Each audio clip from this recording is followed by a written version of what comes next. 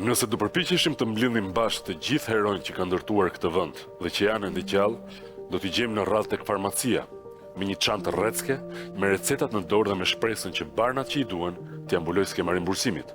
Dhe nëse nuk e mbulon, ai nuk do e marrë atë barn duke i lënë përparësi sëmundjeve të moshës.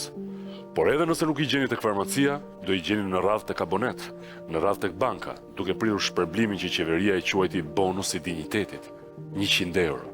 Sepse për qeverin, dinjiteti një jetë të tërë shërbimi ndaj vendit vlen 100 euro.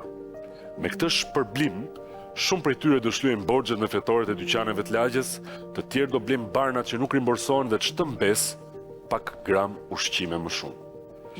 Të dalësh në pension në Shqipëri nuk është as pushim, as shpërblim, është mallkim. Pensionisti shqiptar nuk jeton, pijeton, përpiqet, përpolitet. Pushime verore janë luks i papërballueshëm. Udhëtimet më të gjata janë kur takojnë fëmijët, niprit e mbesat, dhe i gjithë bagazhi i dijeve të jetës dhe profesioneve të tyre zvoglohet tek dominoja poshtë pallatit, tek ato stolat pa drasa. Kjo grup mosh nis shkrihet dal nga dal, për ditë pak nga pak, në një vend që i thot, haj tani, voto për mua dhe ik bëu i padukshëm pa u ankuar. U premtuan rritje pensionesh, trajtim dinjitoz, mbështetje. Po çfarë morën?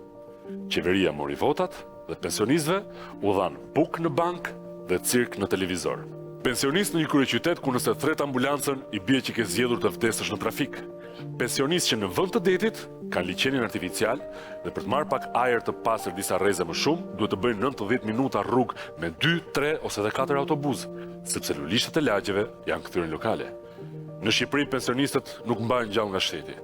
Ata mbahen nga fëmijët e tyre, që kryesisht jetojnë jashtë, me një shuk lekësh djerse që japin dikujt në stacionin e autobusit ose në aeroport për t'ia çuar plakut ose plakës.